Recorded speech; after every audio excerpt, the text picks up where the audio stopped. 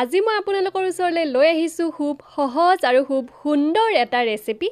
বলক তেতিয়াহ'লে পলম নকৰি ৰেচিপিটোৰ পিনে আগবাঢ়ো ৰেচিপিটো বনোৱাৰ কাৰণে আমাক লাগিব 3টা পিয়াজ 2টা বিলাহী আদা নহৰু আৰু কেঁচা জলকীয়া মছলাৰ গুড়িবিলাক মই পিছত দেখুৱাই যাম বলক এতিয়া আমি কণীকেইটা বইল কৰি লওঁ আৰু কণী বইল কৰাৰ কাৰণে আজি মই লৈছোঁ কেণ্ট সুপাৰ এগ বইলাৰ ইয়াতে কণী বইল হ'ব দিলে ভাঙি যোৱাৰ একেবাৰেই চান্স নাথাকে আৰু কণীবিলাক ফাষ্ট বইল হয় আৰু মই এইটো প্ৰডাক্ট ইউজ কৰাৰ এটাই কাৰণ হৈছে কাৰণ মই যেতিয়া কণী বইল কৰিব দিওঁ তেতিয়া পাহৰি যাওঁ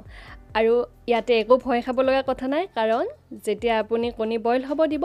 কণী কেইটা বইল হোৱাৰ পিছত অটোমেটিক্যালি অফ হৈ যাব ইয়াত এটা থাকিব মেজাৰিং কাপ আপুনি তিনি ধৰণৰ কণী বইল কৰিব পাৰে সফট হাৰ্ড আৰু মিডিয়াম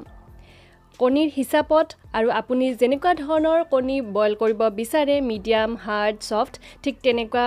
ধৰণে হিচাপ কৰি ইয়াতে পানী লৈ সেই হিচাপত পানীখিনি দিব লাগিব লগতে ইয়াত এটা থাকিব পিন আৰু ইন্টাৰেষ্টিং কথা এই পিনটোৰে আপুনি কণীটো প্ৰথমতে মানে বইল হ'ব দিয়াৰ আগতে ফুটা কৰি ল'ব লাগিব ঠিক এনেকুৱা ধৰণে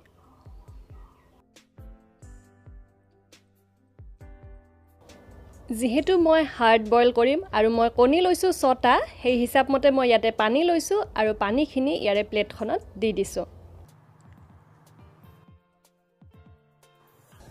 এতিয়া মই কণীকেইটা বইল হ'বৰ কাৰণে ৰাখি দিম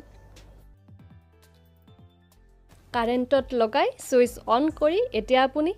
বেলেগ যিখিনি কাম কৰিবলগীয়া থাকে সেইখিনি আৰামছে কৰিব পাৰে এতিয়া মন কৰিবলগীয়া বিষয় কণীকেইটা আমি উলিয়াই ঠাণ্ডা পানীত কিছু সময়ৰ কাৰণে ৰাখি দিব লাগিব আৰু তেতিয়াহে ভালদৰে বাকলিখিনি গুচাব পাৰিব গেছ অন কৰি কেৰাহীটো পাতি দিছোঁ এতিয়া মই ইয়াতে সৰিয়হৰ তেল দি লৈছোঁ কাৰণ প্ৰথমতে আমি কণীকেইটা ভাজি ল'ব লাগিব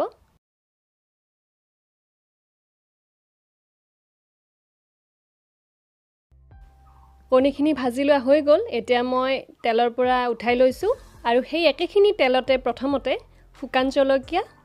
দালচিনি লং ইলাচি এই গুটেখিনি দি লৈছোঁ তাৰ পিছত মই 2টা পিয়াজ কাটি লৈছিলোঁ এনেকুৱাকৈ মিহিকৈ কাটি লোৱা পিয়াজখিনি ইয়াতে দি লৈছোঁ আৰু এইখিনি প্ৰথমতে মই 1-2 মিনিট সময়ৰ কাৰণে মিডিয়াম ফ্লেমত ৰঙচুৱাকৈ ভাজি ল'ম এতিয়া দি দিছোঁ গোটা জিৰা আধা চামুচ এইখিনি তেলতে দিব লাগিছিলে মই যেহেতু ধুই লৈছিলোঁ জিৰাখিনি সেই গতিকে পিছতে দি দিছোঁ আদা নহৰুৰ পেষ্ট 2 চামুচ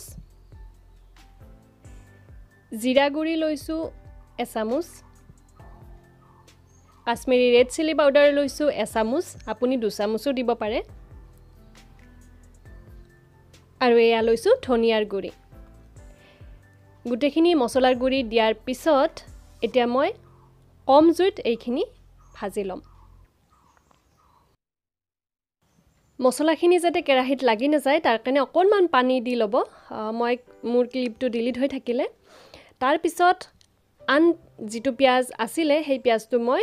ডাঙৰ ডাঙৰ এনেকুৱাকৈ টুকুৰা কৰি লৈছোঁ আৰু সেইখিনিও ইয়াতে দি লৈছোঁ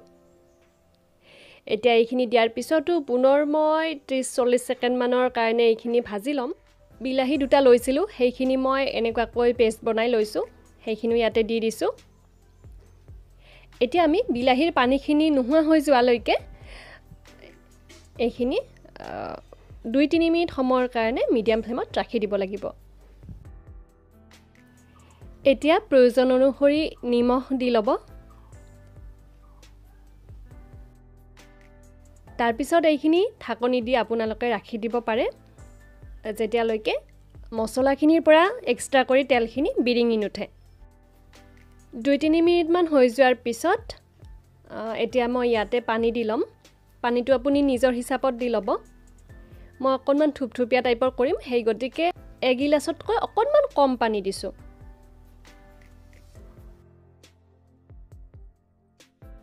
অকণমান উতলাৰ নিচিনা হোৱাৰ পিছত ইয়াতে কণীকেইটা দি লৈছোঁ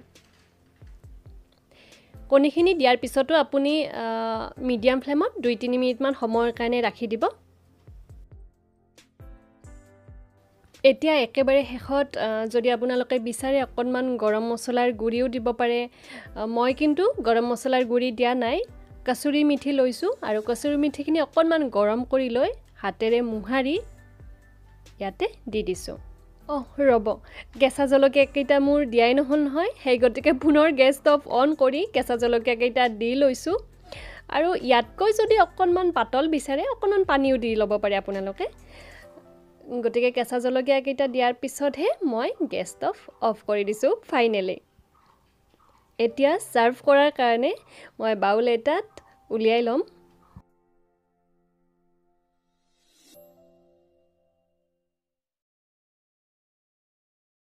যদি ভিডিঅ'টো চাই ভাল পালে তেতিয়াহ'লে লাইক শ্বেয়াৰ কমেণ্ট কৰিব নাপাহৰিব পুনৰ লগ পাম আন এটি নতুন ভিডিঅ'ৰ সৈতে আজিলৈ আহিছোঁ ধন্যবাদ